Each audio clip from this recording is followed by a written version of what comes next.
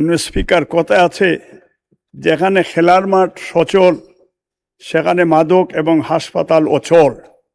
এটা ধ্রুব সত্য। মানুষকে যদি খেলার মাঠে বা পার্কে নিয়ে আসতে পারেন তাহলে যুব সমাজ যেমন মাদকাসক্তি থেকে দূর থাকবে, তেমনি বয়স্কদের বারবার হাসপাতালে যেতে হবে না। কিন্তু গত 16 বছর আমরা উল্টো পথে হাঁটছি। আমরা আধুনিক খেলাধুলা, খেলা মাঠের জায়গা, আধুনিক হাসপাতাল বানানোর চেষ্টা করছি। মাননীয় স্পিকার, শারীরিক শক্তি, মানসিক চিন্তা চেতনা বৃদ্ধতা বিকাশের অনেকগুলো মাধ্যম, অন্যতম হলো খেলাধুলা।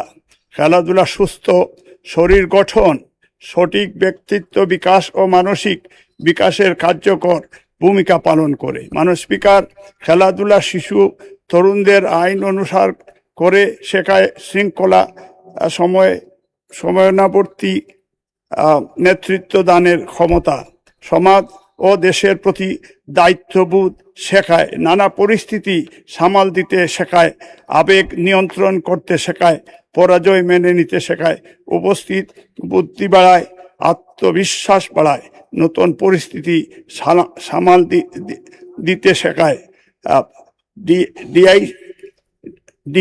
ডিভাইসের প্রতি আসক্তি কমায়, রোগ প্রতিরোধ ক্ষমতা ও শারীরিক বৃদ্ধি ঠিক রাখে, সারাদিনের ক্লান্তি ও মানসিক চাপ দূর করে।